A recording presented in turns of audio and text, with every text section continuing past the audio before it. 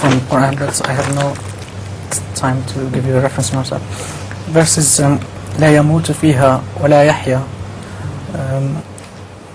ما معنى هذه الآية؟ Well, he would like to know the meaning of this verse لا يموت فيها ولا يحيا.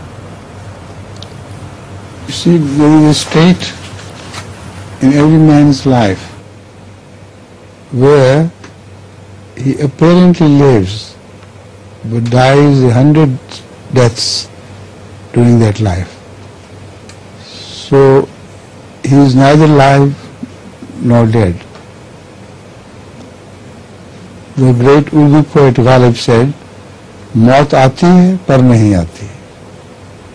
The worst torture to a man is that death visits him and he doesn't die. So this is a sort of, he didn't mean to comment upon this verse of the Quran, but it is the nature of man which knows that the worst hell for somebody is that he lives to die but does not die.